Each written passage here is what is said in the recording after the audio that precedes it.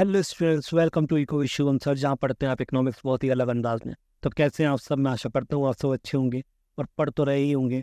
ये आपके सेशन चल रहा है जहाँ के हम रिवाइज कर रहे हैं, क्योंकि ये सेशन आपके लिए रिवाइज ही है, क्योंकि ये सब कुछ आप पढ़ चुके हो, ये सब कुछ मैं आपको पढ़ा चुका हूँ। तो बस आपके लिए क्या हो जाएगा, रिवाइज हो जाएगा और प्रैक्टिस हो रही है। ठीक है, तो आइए आज का सेशन स्टार्ट करते हैं। तो आज के सेशन में हम कुछ और क्वेश्चन लाएंगे जो कि बहुत ही अच्छे क्वेश्चन है और इंपॉर्टेंट क्वेश्चन भी है। ठीक है, तो देखते हैं क्वेश्चन कि पहला ही क्वेश्चन देख लेते हैं। क्या क्वेश्चन कह रहा है? The study of determining the price in individual market is called. क्या पूछ रहा है कि इंडिविजुअल मार्केट की मतलब इंडिविजुअली हम कब बात करते हैं, तो इनमें से कौन है जिसमें हम इंडिविजुअली बात करते हैं? तो आप सबको पता है कि इसका आंसर क्या होगा। इसका आंसर माइक्रो इकोनॉमिक्स होगा, क्योंकि जब हम माइक्रो इकोनॉमिक्स की बात करते हैं तो हम इंडिविजुअली स्टडी करते हैं, मतलब व्यक्तिगत स्टडी करते हैं। और जब हम मैक्रो इकोनॉमिक्स की बात करते हैं तो हम ग्रुप में या होल इकोनॉमी की बात करते हैं। तो बड़े आराम से इन दोनों में ऐसे क्वेश्चन आपको सिंपली मिल सकते हैं। नेक्स्ट क्वेश्चन की बात कर लेते हैं कि macro economics is the branch of economic that deal with. अभी मैंने बताया, क्या बताया मैंने, कि मैक्रो इकोनॉमिक्स का होता है जब होल इकोनॉमी की बात हो। तो इसमें कौन सा ऑप्शन हो जाएगा? डी ऑप्शन हो जाएगा। किसकी बात कर रहा है? The economy as a whole, मतलब कि होल इकोनॉमी की बात की जाए। जब ग्रुप्स में बात हो या पूरी होल इकोनॉमी की बात हो तो वो किसका पार्ट हो जाता है? वो मैक्रो इकोनॉमिक्स का पार्ट हो जाता है। ये बड़े सिंपल क्वेश्चन है। देखो, अगर आपके नॉर्मल क्वेश्चन भी आ गए तो आप, मुझे लगता है, अच्छे से कर दो, क्योंकि मैंने ऐसे पढ़ा है कि आप कर दोगे। बट हाँ, अगर बाई चांस हम मान लेते हैं कि ऐसा पेपर आ गया जो अनएक्सपेक्टेड हो बिल्कुल ही, तो ऐसे में आप फंस जाओगे। इसलिए मैं कह रहा हूँ कि आप अच्छे से पढ़ाई कर लो, क्योंकि ये ऑब्जेक्टिव है, कहीं से भी आ सकता है। और पेपर बाहर से बन के आएंगे तो आपको कुछ आइडिया नहीं है किस तरह का पेपर बन सकता है। तो इसलिए मैं कह रहा हूँ कि थोड़ा सा पढ़ के जाना जरूर। ठीक है, वरना तो दिक्कत हो जाएगी, फिर ऊपर वाले के भरोसे रहेगा पेपर। ठीक है, नेक्स्ट क्वेश्चन देखते हैं। क्या पूछ रहा है? Keynesian economy. किन्सियन इकोनॉमी की जो किन्सियन इकोनॉमी है, मतलब कि जो किन्स है, किन्स मैंने आपको बताया था, एक इकोनॉमिस्ट थे जिन्होंने काफ़ी बातें बताई थी मैंने क्लास में उनके बारे में। तो किन्स किस बारे में बात करते हैं, किसके ऊपर फोकस करते हैं किन्स? तो किन्स जो है वो नेशनल इनकम के ऊपर फोकस करते हैं। किसके ऊपर फोकस करते हैं? National income. तो इसका आंसर क्या हो जाएगा? नेशनल इनकम ए। तो किन्स जो है वो नेशनल इनकम की बात करते हैं। तो ये आपसे पूछा जाने वाला एक इंपॉर्टेंट क्वेश्चन हो सकता है, कि किन्स के बारे में पहले भी काफ़ी क्वेश्चन आए हैं। ठीक है, किन्स है और से हैं, इनके क्वेश्चन आपके मिल सकते हैं। अगला क्वेश्चन देखते हैं। The term national income refer to the, मतलब ये राष्ट्रीय आय जो शब्द है उससे क्या तात्पर्य है? देखो, राष्ट्रीय आय क्या होती है कि हमारी इनकम मतलब हमारी कंट्री की इनकम। तो देखो, वो क्या है? अनएम्प्लॉयमेंट जो है, मतलब ये अनएम्प्लॉयमेंट है, मतलब बेरोजगारी है। बेरोजगार जो है उसकी क्या कोई इनकम हो सकती है? नहीं हो सकती। ग्लोबल, हम पूरे संसार की तो बात नहीं कर रहे, किसी स्थान की बात तो नहीं कर रहे। तो ये सिंपल सी बात हो जाएगी, नेशनल इनकम हमारे टोटल एम्प्लॉयमेंट हो जाएगा। टोटल एम्प्लॉयमेंट का मतलब ही है कि वह टोटल एम्प्लॉयमेंट आ गया कि उसमें कितने हमारे पास एम्प्लॉयमेंट है। ठीक है, तो आंसर क्या हो जाएगा? आंसर हमारा ए हो जाएगा, टोटल एम्प्लॉयमेंट। ठीक है, नेक्स्ट क्वेश्चन देखते हैं। What does RBC stands. अब ये जो RBC है इसको क्या कहते हैं? रियल बिजनेस साइकिल कहते हैं। ये आपका यूनिट नंबर 5 से है, जो यूनिट में सर्कुलर फ्लो ऑफ मोशन है ना, तो उसमें एक मैंने साइकिल बताई थी, जिसे कहते थे रियल बिजनेस साइकिल। तो क्या है? डी हो गया इसका आंसर। कितना हो जाएगा? डी हो जाएगा इसका आंसर, रियल बिजनेस साइकिल। तो इससे कि 2-3 जो आपकी फुल फॉर्म है, जितनी भी फुल फॉर्म्स हैं वो आप अच्छे से करके जाना। ठीक है, जितनी भी फुल फॉर्म्स है वो बहुत ही अच्छे से करके जाना, क्योंकि ये बहुत जरूरी हो जाएगी आपके लिए, कि ये बार बार आएगी। RRB, सेबी, ये सारे के सारे, NABARD, state bank of India कौन सा है, वो सारी की सारी ये अच्छे से करके जाना, क्योंकि ये बार बार पूछे जाने वाले क्वेश्चन है और बहुत ही सिंपल है। नेक्स्ट क्वेश्चन देखते हैं। The name of organisation which publish the consumer confidence index. अब देखो, ये कंज्यूमर कॉन्फिडेंस इंडेक्स है एक, जो कि कौन करता है? RBI द्वारा होता है। किसके द्वारा होता है? RBI द्वारा, रिजर्व बैंक ऑफ इंडिया के द्वारा होता है। अब इसमें क्या है, इसमें ना ये इंडेक्स निकलता है जो कि RBI द्वारा, पहले ये USA के बैंक द्वारा निकलता था, मतलब कि USA का था, मतलब कि होल कंट्री का मतलब कि होल वर्ल्ड का निकलता था।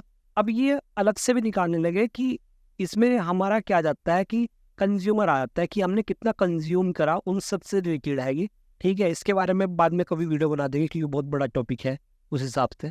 ठीक है, चलिए हम आगे देखते हैं। आप तो इतना तो ध्यान रखो अभी। ठीक है, नेक्स्ट क्वेश्चन है, what does the growth rate of India in the financial year 2020 and 22 as per SEBI research. क्या पूछ रहा है कि सेबी की रिसर्च, वो एसबीआई की रिसर्च, ठीक है, सेबी नहीं एसबीआई की रिसर्च के द्वारा जो आपका वित्तीय वर्ष 2021 और 2022 था भारत का, उसमें कितनी ग्रोथ रेट आई थी। अब देखो ये क्वेश्चन, इस तरह के क्वेश्चन जो भी आपके डाटा वाले होंगे ना, अब देखो डाटा जो होता है वो एक डाटा आपको दे दिया गया, उसमें क्या होता है, कहीं पर डाटा अलग दिया है, कहीं पर डाटा अलग दिया है। तो ऐसे कंडीशन में देखो इन क्वेश्चंस में आपका कोई भी ऑप्शन है, जैसे कि मैंने मान लिया कि 7.4% है।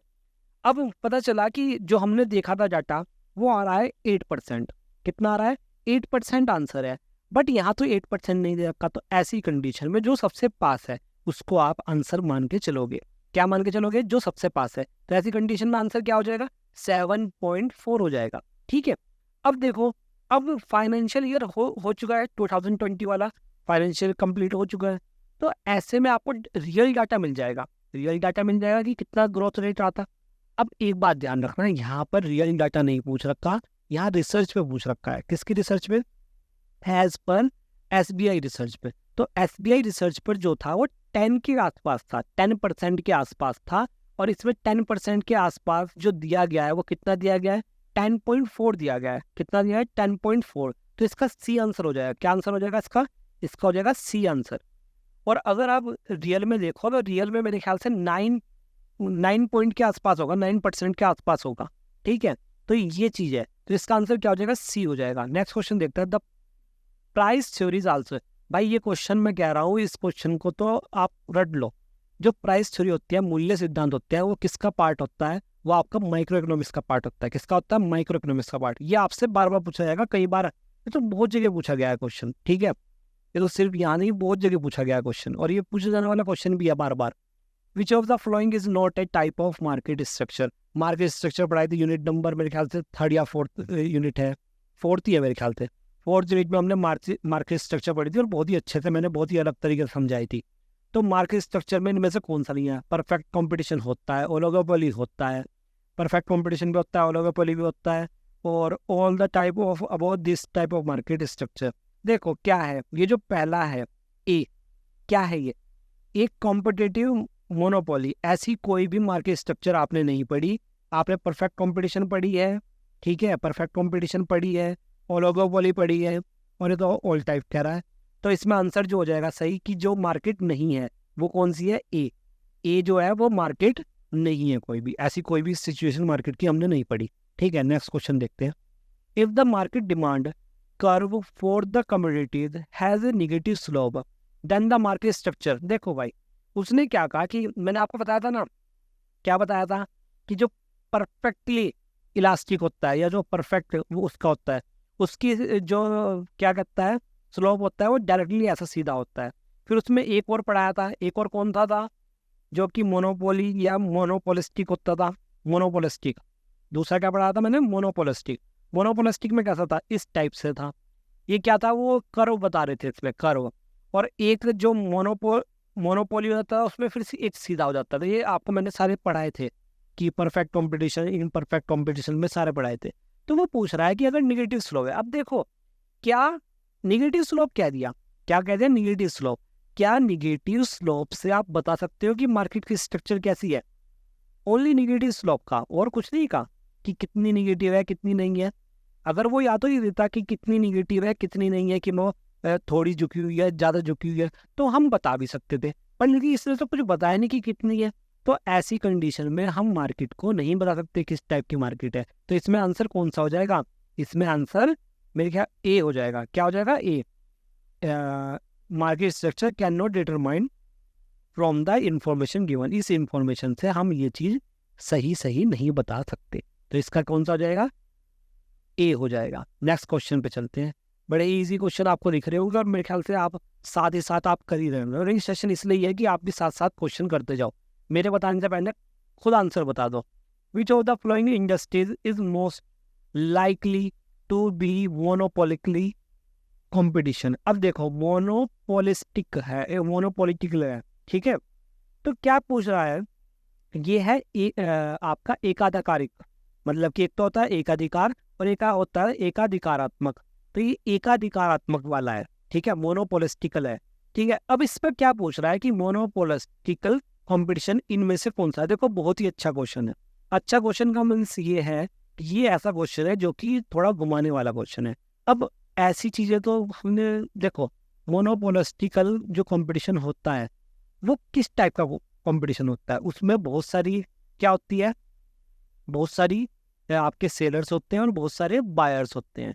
और क्या करते हैं बहुत सारे सेलर बहुत सारे बायर्स, एक जैसी दिखने वाली चीजें नहीं, मतलब एक जैसी चीजें, ना कि एक जैसे दिखने वाली चीजें बेचते हैं। अब देखो क्या कह रहा है, अब इसमें एक एक कुछ दिखते जाते हैं। The automobile industry, automobile industry में क्या बहुत सारी कंपनियां होती है। अगर देखा जाए तो कंपनियां लिमिटेड है। कैसी है, लिमिटेड कंपनियां हैं ऑटोमोबाइल इंडस्ट्री में। उसके बाद देखते हैं, उसके बाद देख रहे हैं कि द इलेक्ट्रिकल जनरेटिंग इंडस्ट्री। अब देखो इलेक्ट्रिकल जनरेटिंग जो बनाएगा वो भी सब तो नहीं बनाएंगे, वो भी एक मानने से क्या होगा, लिमिटेड हो जाएगी अगर हम देखे जाए तो।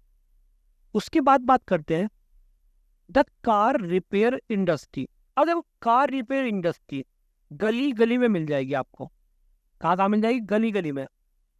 कार रिपेयर इंडस्ट्री गली गली में मिल जाएगी आपको। तो इसका आंसर क्या हो जाएगा, मैंने क्या बताया, कौन सी होती है कंपटीशन जिसमें क्या क्या होता है। क्या बारिश हो रही है क्या इस टाइम? तो क्या क्या होता है जिसमें, जिसमें होता है कि बहुत सारे सेलर्स और बहुत सारे बायर्स। अब देखो बायर्स तो बहुत सारे होंगे क्योंकि जो कंज्यूम करेंगे वो तो बहुत सारे हो गए, लेकिन सेलर्स क्या बहुत सारे हैं। बहुत सारे सेलर किस में मिलेंगे, सिर्फ मिलेंगे ए में। किस में मिलेंगे, सिर्फ ए में, कार रिपेयर इंडस्ट्री में। ठीक है, तो इसका आंसर ए हो जाएगा। ये थोड़ा सा घुमा फिराया वाला क्वेश्चन है। ठीक है, ऐसे क्वेश्चन भी कभी कभार आ जाते हैं। नेक्स्ट क्वेश्चन को देखते हैं। If the firm sells its output on the market that is characterised by the few seller, मतलब कुछ तो सेलर्स हो और मैनी बायर्स हो। तो सिंपल सी बात है, देखो कुछ सेलर और बहुत सारे बायर्स, तो कौन सा हो जाएगा खुद बताओ, कौन सा हो जाएगा। जो मैंने बताया था मोबाइल वाली एग्जांपल देके कि मोबाइल में कुछ सेलर्स होते हैं और बहुत सारे बायर्स होते हैं, तो वो कौन होता है, वो ओलिगोपोली होता है। मतलब कि ये बी हो जाएगा। क्या हो जाएगा, बी, ओलिगोपोली। उसके बाद देख लेते हैं, बड़ा सिंपल क्वेश्चन है तो। ठीक है, नेक्स्ट क्वेश्चन देख लेते हैं। अच्छा ये इस टाइप की क्वेश्चन है सारे। देखो नेक्स्ट क्वेश्चन में क्या कह रहा है, ये नेक्स्ट क्वेश्चन में कह रहा है कि मैनी सेलर्स और मैनी बायर्स, मतलब कि सेलर्स भी बहुत सारे बायर्स भी बहुत सारे। अब इसमें दो चीज हो जाएगी। अगर यहाँ पे लिखा था सेम प्रोडक्ट बेच रहे हैं, अगर सेम प्रोडक्ट बेच रहे हैं तो वो क्या हो जाएगा, वो परफेक्ट परफेक्ट कॉम्पिटिशन हो जाएगा। अगर वो सेम प्रोडक्ट नहीं बेच रही है, कैसे बेच रहे हैं, डिफरेंट प्रोडक्ट बेच रहे हैं, तो वो सीधे सीधा मोनोपोलिस्टिक हो जाएगा। इन दोनों में यही डिफरेंस था, ये मैंने आपको पढ़ाया था।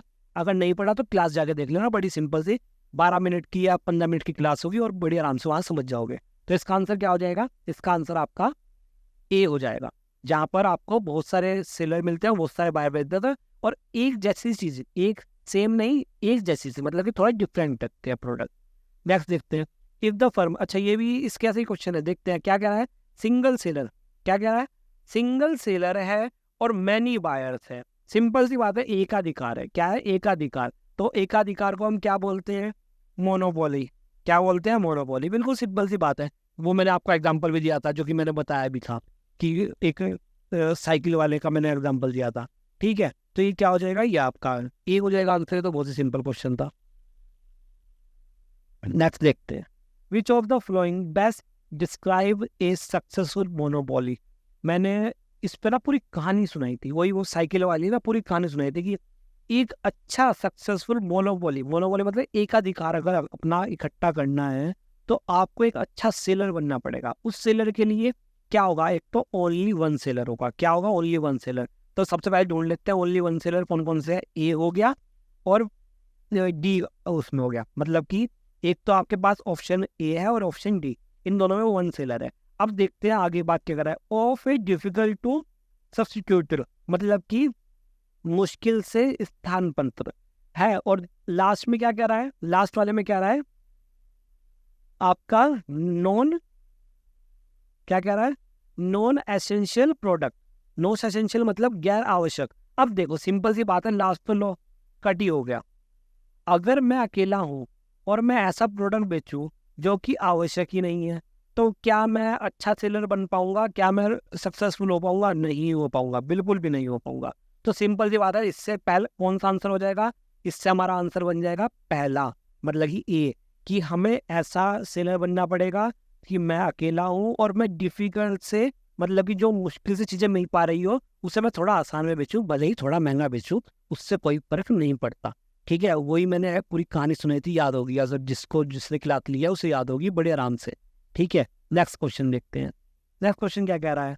Study in the relation between input and output. इससे तो सबको पता है, ये मैंने आपको पता नहीं कितनी बार बताया, प्रोडक्शन फंक्शन जब पढ़ाया था उसके अंदर कराया था, तो आंसर होगा इसका डी। डी होगा इसका आंसर, थ्योरी ऑफ प्रोडक्शन। ठीक है, तो थ्योरी ऑफ प्रोडक्शन की है। उसके बाद देख लेते हैं relation between output and cost of production. देखो बात आ गई कॉस्ट की, तो थ्योरी ऑफ किसकी हो जाएगी? कॉस्ट की हो जाएगी। ये मैंने आपको जो प्रोडक्शन फंक्शन वगैरह पढ़ाए थे उसके अंदर पढ़ाए थे। ये तो बहुत सिंपल से, मैंने इतना टाइम लगाया था, उसमें 5 आपके वेरिएबल होते हैं, वो सारे के सारे अच्छे से पढ़ लेना। ठीक है, production function is a dash type of variable. किस टाइप का वेरिएबल है? डिपेंडेंट वेरिएबल है भाई, बार बार डिपेंड करता है एक दूसरे के ऊपर। भाई उसमें बहुत सारी चीज़ें बताई थी ना, क्या क्या था वो, लैंड, लेबर और वो मैनेजमेंट, ये सारे 5 वो बताए थे, तो वो एक दूसरे के ऊपर डिपेंड करते थे। इतने समोसे वाले एग्जाम्पल दिए, तो ये तो बहुत ही सिंपल सिंपल क्वेश्चन थे। तो मेरे ख्याल से आज आपको अच्छे लगे हुए क्वेश्चन, और मैं थोड़े थोड़े क्वेश्चन ला रहा हूँ कि आपको ज़्यादा टाइम ना लगे, क्योंकि आपके एग्जाम भी चलने हैं। तो मैं भी सोच रहा हूँ कि एग्जाम के बीच में आप बीच बीच में देख लोगे छोटे मोटे, तो मेरे ख्याल से थोड़ा सा कॉन्फिडेंस आ जाएगा कि हाँ चलो कुछ तो आता है, और ठीक से करके आ भी जाओगे। और भी आपको पास वो PDF वगैरह तो भेजी हुई है, उससे आप पढ़ते रहना आराम से। ठीक है, तो आज हम इतना ही करेंगे। अब मिलते हैं हम नेक्स्ट सेशन में, उसमें फिर कुछ क्वेश्चन लाएंगे। अब मिलते हैं हम नेक्स्ट सेशन में, इसलिए फिर तो हमसे जुड़े रहिए और अच्छे से पढ़ते रहिए। धन्यवाद।